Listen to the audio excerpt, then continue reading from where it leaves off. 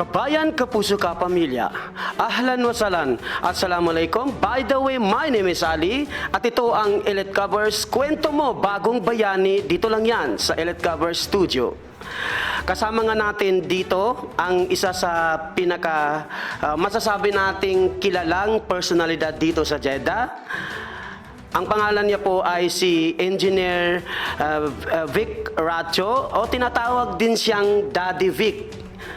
Isa po siyang project manager sa mga kanyang experience ng mga company. 44 years in Saudi Arabia. Wow! At excited na kaming mapakinggan ang kwento ng bagong bayani.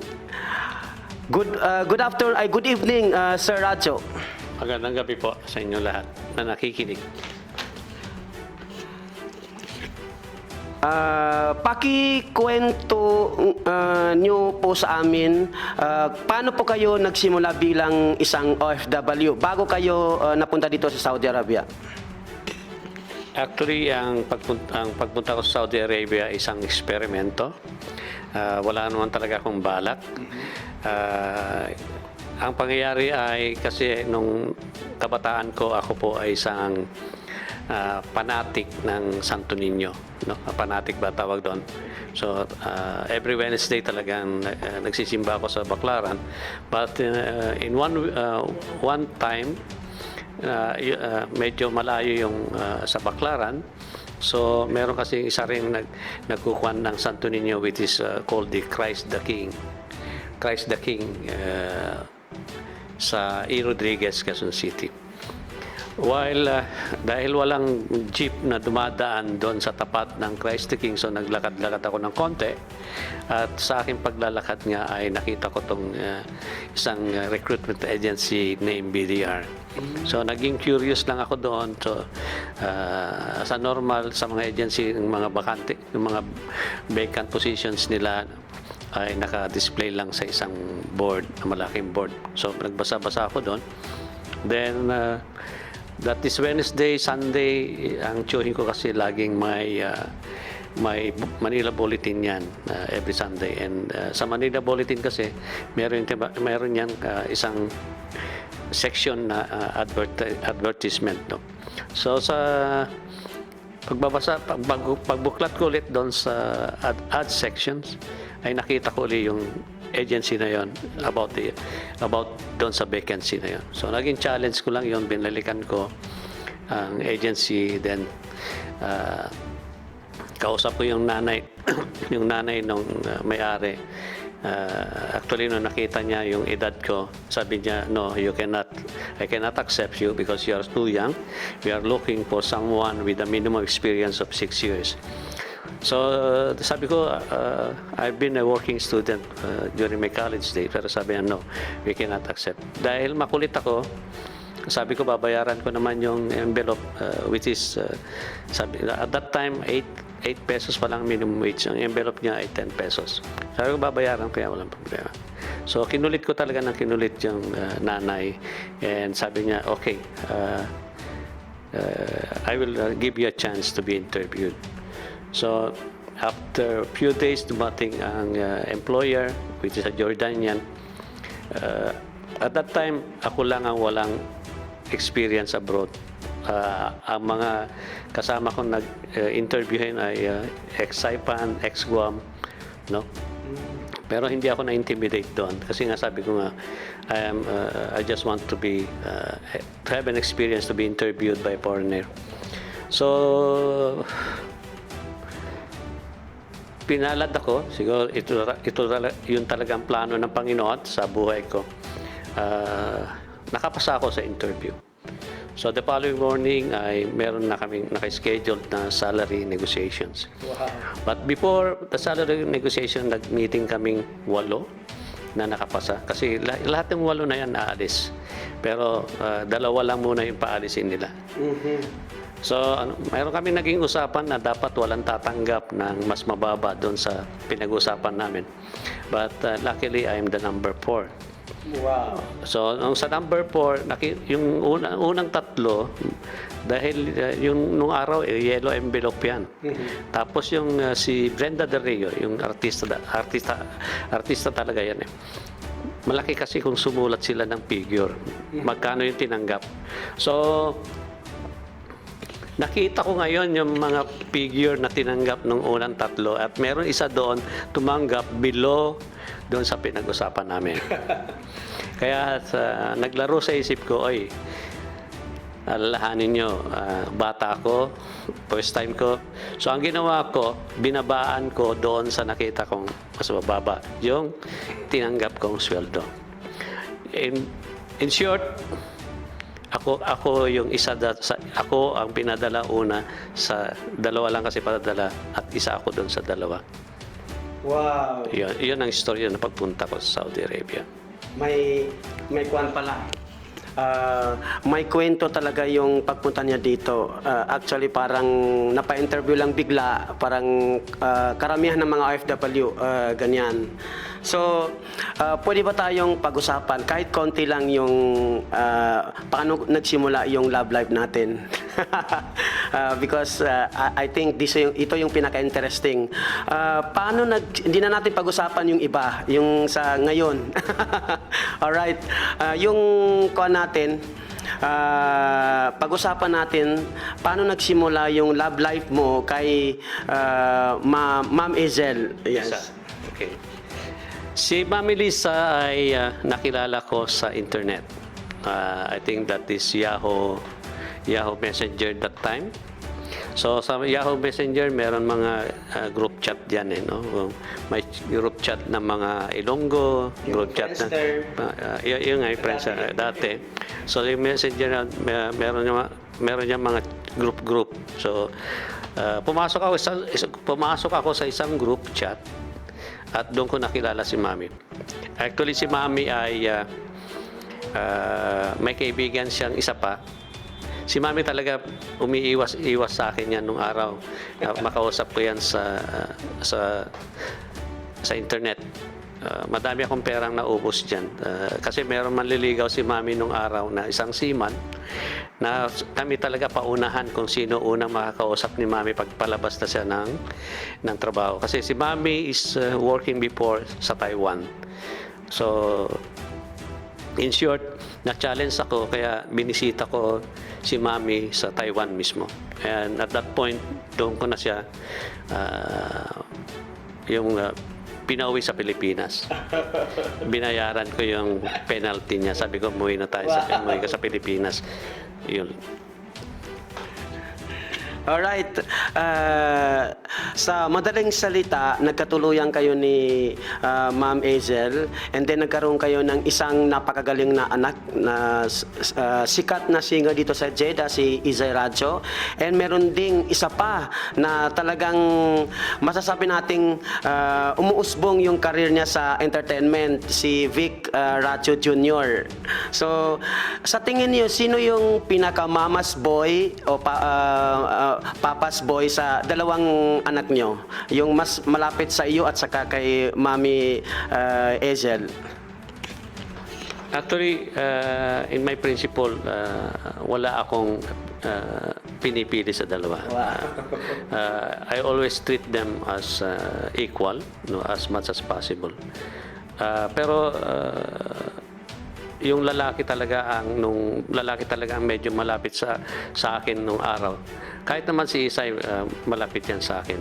Medyo as usual pag nagdadalaga na, so talagang medyo iba na yung lapit sa iyo ng babae. So si BJ naman kasi he's a type of a person na sabi ko nga yung ugali ko noon ay parang nakuha niya na yung he wants to stand alone by himself. Iyon ang nakikita ko sa lalaki ko. Usapang pinakamagandang yung nangyari o naganap sa buhay niyo sa radyo. Sa tingin niyo, ano yung pinakamagandang nangyari sa buhay niyo na pwede niyong ma-share sa ating mga kababayan na nanonood dito sa Elite Covers? Before I start with this meron lang po ako sasabihin, bato-bato sa langit, ang tamaan, huwag magalit. Bakit po ako nakarating sa status ko nito? No? As I'm always saying, at this point of time po, sa aking kumpanya, I am the only one, non-Turkish, na umahawak sa ganitong posisyon. Normally, sa isang Turkish company, hindi po nila pinapayagan na ang mag-handle sa posisyon ko na hinahawakan ngayon ay hahawakan ng isang non-Turkish. But I'm blessed by the Lord dahil nakakilala ko ng isang Turkish man, Turkish owner, at ibabahagi ko lang ng konti kasi ito yung one way sa ating mga Pilipino, kasi minsan ang Pilipino kasi mayroon din pagka mataas ang tingin sa sarili. Tama. Okay. Itong may-ari ng kumpanya ko na ito, ngayon na pinagtatrabahoan ko. Actually, siya po ay engineer ko nung araw. Wow. Pumunta dito yan sa Saudi Arabia bilang press engineer, bagong graduate. And ang alam ko, ang position na noon ay QC inspector. And I was a chief civil engineer sa project before. So, doon kasi sa isang project na yon na aming pinagtrabaho ng una, may dalawang portion. Isang inside the active plant at meron outside the active plant. Ako po yung umahawak doon sa inside. Meron siyang isang tanong sa akin kasi nung sinabi niya, Abe, because Abe is a friend, brother in Turkish. Sabi niya, ang tanong niya sa akin, bakit daw sa site ko ay walang bumabaksak na inspection? Wow. Bakit dito daw sa kabila, ang daming bumabaksak? Anong dahilan? So, yung question niya yon ay tinuruan ko siya. Why? Na bakit minsan sa akin, meron man konting issue, pero nasosolve ko yon within the inspectors, yun sa consultant. So, tinuro ko sa kanya yung meron kasing yung lalo na doon sa mga instrumentong ginagamit para sa testing. So tinuro ko sa kanya kung paano lukuhin yon. Kasi ang sabi ko sa kanya, sino ba ang gumawa nito? Di ba tao lang to? Palagay mo, sino rin ang makakagawa ng kalokohan dito? Di tao rin. Kaya tinuro ko sa kanya lahat yun. Sabi ko, ito ang pag-aralan mo para hindi ka lukuhin later on, sabi ko. So, ibig sabihin talaga, binigay ko, yung nagtanong siya kasi sa akin. For me kasi, libre akong tumulong, magbigay ng experience ko. Kung handa kang, kung nagtatanong ka. Kasi iba, Wala kang matuto. kasi yung iba, kahit na walang alam, nagdudung-dunungan pa eh. Tapos mahuhuli mo na lang na wala rin palang alam. So, because of that, naging magkaibigan kami ng tao na to. So, the bottom line here, sabi nga may kasabihan, kung ano ang tinanim mo, ay yun ang anihin mo. Tumatak pala dito sa batang ito. Bata ito kasi mas bata sa akin. Sa batang ito pala. So, after 2 years, umuwi yan ng Turkey. No? Nagulat na lang ako nang after 9 years, ay may naghahanap sa akin. So, actually, yung HR namin ng kumpanya ko, sabi niya, Mr. Racho, may naghahanap ng pangalan mo. May naghahanap sa'yo. I'm asking a permission from you if I can give him your contact number. Sabi ko, who is that? So, sinabi niya yung pangalan. Siyempre, matagal na yon, so hindi ko na talaga natanda ng pangalan yon. Tapos, may binanggit siyang kumpanya. Sabi niya, she is the project manager of this company. So, meron kasing company noon, ang name ay MMG. No? Pero yung kumpanya pala, ang kumpanya na pinasukan niya is MNG. So, akala ko MMG. At that time naman, may kaibigan si Mami na Pilipina na ang boss niya ay pinakamataas sa kumpanyang MMG. Wow. Kaya pinatanong ko kay Mami, pakisabi mo nga doon ka ako sa Pilipinas, pakitanong mo nga ako kung may kilala siyang ganitong pangalan na Mustafa. So, sabi niya, so natanong yon, sabi niya, wala kaming pangalan na Mustafa na project manager. The following night, may tumawag sa landline ko sa bahay. Yung pala, sabi niya, I am only three houses away from your house. Why you are not visiting me? I said, who is this? Sabi niya, I am Mustafa. So nagwala ako, nagkunwari lang ako, nakilala ko siya. So sabi niya kasi, can you come to my house and visit me? So binuntahan ko siya that night at nagulat na lang ako, siya pala yun. And dahil sa ginawa ko sa taong ito, that's why nandito ako sa posisyon ko na to. Wow. For the past 27 years. Dahil itong taong to, dahil nakilala niya ako, siguro nagkursunadahan niya rin ako,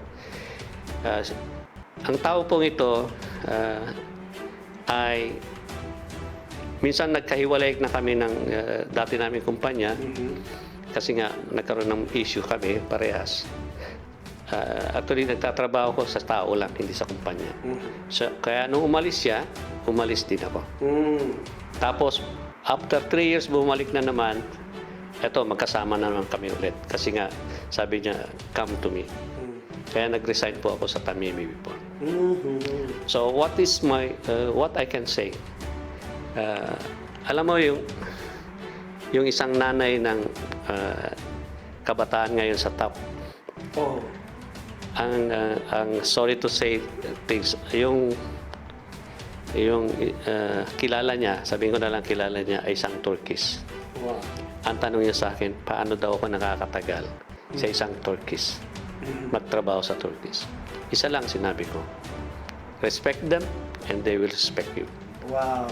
At ako kasi hindi po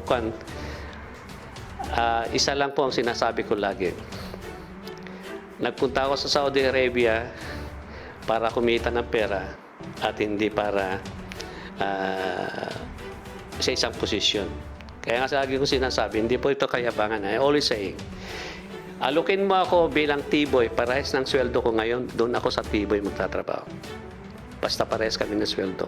As yung ng project manager. Hindi ko kailangan yung posisyon. Kasi ang kailangan ko lang ay ang pera ko, ang pera sa sweldo. That's all.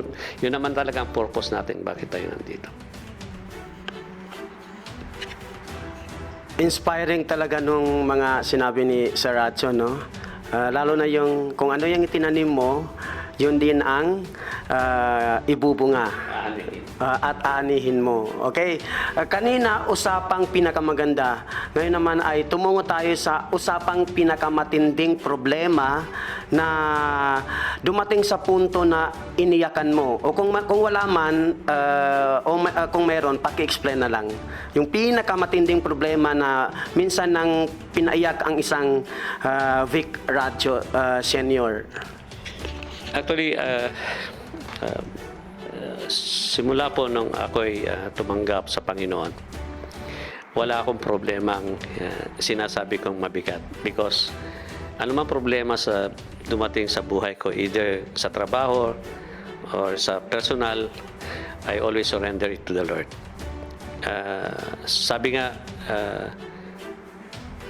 pag kasi dinibdib mo yan, wala ka nang magagawa kung yan ay pinahintulot ng Panginoon. But because I trust God, I always surrender to Him. Kasi ako pag kunwari may desisyon ako, mabigat ako desisyon na dapat desisyonan, I always surrender it to the Lord. Na bigyan niya ako ng signs whether to say yes or no, whether I shall go there or I should go there. I will give you an example. Ang isang pinakamatinding dapat kong desisyonan is nung yung isang kumpanya ko na Turkish company ay magsasara. So, kailangan kong magdesisyon dito dahil meron akong, yung isang dati kong kasama sa isang kumpanya rin ay gusto rin niya akong kunin. At uh, tawag dito, malapit ko nang tanggapin sana yon, no? Tapos dumating nga yung sinasabi ko kanina, yung naghahanap sa akin. So I have to decide. So I went home, kasama ko yung sila mami, umuwi kami. At sabi ko sa Panginoon, sino ang unang magpapadala sa akin ng ticket sa Pilipinas, pabalik ng Saudi? Ibig sabihin, yun ang kasagutan ng Panginoon. And nangyari yun. Wow. Dito ako pinadala yung sinasabi kong tao. At alam mo ba kung doon ako sa kabila nag-apply? Maranasan ko siguro yung pinakamabigat na problema na hindi 3 buwan, 4 na buwan na hindi sila sumusweldo. Tapos at the end of the day, nagsara din yung kumpanya. Tapos hindi nabayaran yung mga benefits na. Kaya wala akong masasabing, as I said, wala akong masasabing pinagdaanan kong problema dahil ang problema ko po ay binibigay ko lagi sa Panginoon. Wow. Yun naman lagi ang dapat na gawin ng isang tao, yung naka-asa, yung sa Diyos lang tayo dapat umasa. And then, ngayon na kanina, yung pinakamaganda, pinakamatinding problema, ngayon naman, tumungo tayo sa makamasang gawain ng isang bayani, katulad ni Sir Radyo. Kasi Sir Radyo, tunog na tunog yung pangalan mo sa mga community, Filipino community sa Jeddah, lalong-lalo na sa pagtulong sa Bahay Kalinga sa Philippine Consulate. And hindi lang doon, marami pang mga Pilipino na matunog na talagang sinasabi nila na natulungan mo sila. Paki-elaborate po yung mga ganong sitwasyon na makamasang kwento ng isang Vic Radyo Senior. Actually, ganito yan. No? Ako po kasi yung taong may laging sinasabi na pagtutulong ako, ayaw ko nang linalabas. Ayaw ko na yung nagpipicture taking at linalabas sa social media. I really hate that in the beginning. Nung wala pa po ako sa Jeddah, yearly po ay tumutulong ako sa Philippine Embassy sa Riyadh. Wow. Through my company. No, through my company, not on my. So ako lang talaga nagre-request sa company ko na magbigay kami ng tulong every year, and we supported yung Quran reading contest. Wow. So kami po, bali yung kumpanya ko po ang nagbibigay ng papremyo sa Quran reading contest na ginaganap every year ng Philippine Embassy of Riyadh under Mr. Hassan. So, pero wala po akong, hindi po nakupan yun, hindi ko pinamamalita because it's not. Dito sa Jeddah, kaya lang po ako na-expose na sa ganitong gawain. Simula nung lumabas ang aking anak sa entertainment. So, hindi ka na may tago. So, bakit ako napunta sa Bahay Kalinga? I will tell you one thing. Si Isay po, si Isay kasi ang advocacy niya from the beginning, meron po yung YouTube channel. Okay? And the YouTube channel of Isay is earning. Okay? And karamihan doon sa kinita niya sa YouTube channel in the very first year ay, kung titignan niyo sa YouTube channel ni Isay, makikita niyo doon kung si Isay, yung YouTube channel niya ay nagpapaaral ng bata. Wow. We are supporting 7 children under the World Vision Philippines. Meron po yung every month may konsya. Meron kaming binibigay sa World Vision para sa 7 children. So, bakit ako napunta sa Bahay Kalinga? Dahil nung tapos na yung pandemic ay tinigil ko na. Normally ako po yung nagla-live stream sa YouTube. So, meron isang famous, isang kilala dito sa entertainment industry. Hindi ko napapanggitin ang kanyang pangalan. Kilala niya ako kasi sa bahay sa YouTube ni Isay siya dating nagpupunta. At yung mga sistema nung araw. Kaya kilala niya ako.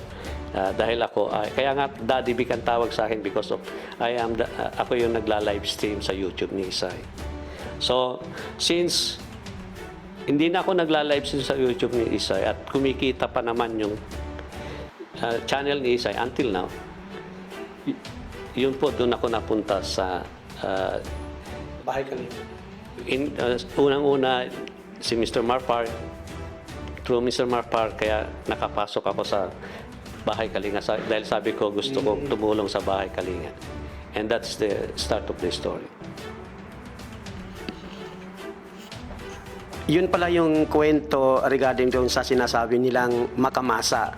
Okay, tumungo naman tayo doon sa dalawang anak nyo. Yung dalawang anak nyo, si Isay, kilala siya sa pagiging isang sikat na singer dito sa Jeddah. At yung isa naman si Vic Racho Jr., siya ay sikat din sa entertainment.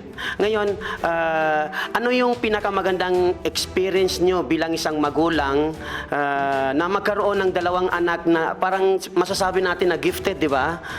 Ano yung pinakamagandang experience mo doon at masasabi mong proud tatay ka? Actually, the very reason kung bakit ko sinuportan si Isay sa singing, kasi may purpose talaga ako na siya ay gamitin kong bilang worship leader sa church. Wow. Okay, kaya nung bata pa si Isay, actually, Isay doesn't want to sing. No, pero tuwing magbabakasyon kami sa Pilipinas, si Isay alam niyan pag kumain kami sa restaurant, alam niya na kung saan ako, pag nasa Iloilo kami, alam niya kung saan restaurant kami kakain. Pag nasa Manila kami, alam niya kung saan restaurant ko siya dadalhin, kami kakain. Alam niya na pinupuntahan lang namin ay restaurant na may gig. Okay. May gig din. So alam niya, pakakantahin ko siya sa entablado every time nakakain kami sa mga restaurant na yon. So, kaya nasanay si Isay na kumanta sa harap ng tao because of dahil nga when she was 7 or 8 years old, ginagawa ko na sa kanya yan. Sabi, pag sikat ni Isay, I don't know if that is maybe the will of the Lord sa kanyang buhay. As a parents naman, ang aking katungkulan lang ay to support her. No, yun lang naman quote ko. Kahit na minsan nasasayid yung bulsa ko dahil nga sa gastos sa restaurant, pero dahil sabi nga ay Isay, ito na yung passion ni Isay.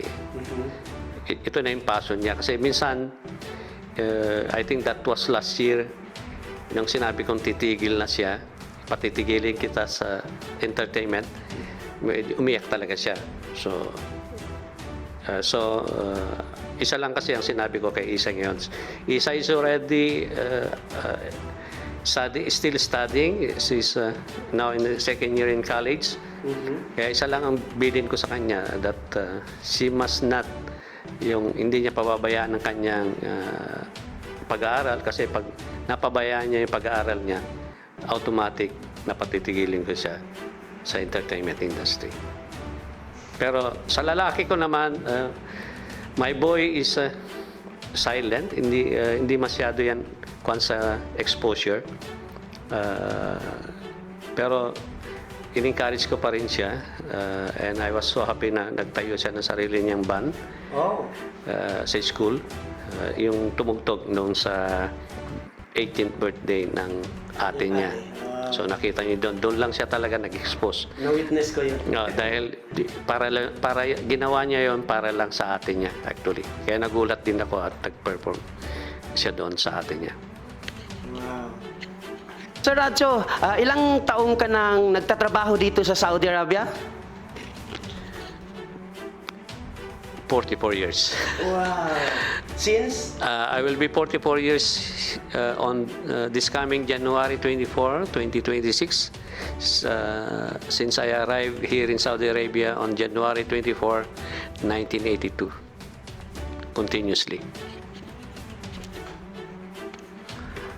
Wow, it's 44 years. So dahil sa yan, isa kang tunay na bayani ng mga Filipino community dito sa Jeddah, at dahil dyan, ikaw ay makakatanggap ng sorpresa sa iyong birthday mismo mula sa Elite Covers Philippines. Kaya abangan natin ang pasurpresang yan. Di dyan, may sorpresang handog ang Elite Covers sa iyo dahil isa kang tunay na bayani ng bawat Pilipino dito sa Jeddah. At muli, ito po si Ali mula sa Elite Covers. Kwento mo, bagong bayani. Maraming salamat, Sir Racho. Thank you so much sa pagbigay ng oras, time sa interview ito. Salamat and mabuhay. Ito po si Ali from Elite Covers. Kwento mo, bagong bayani.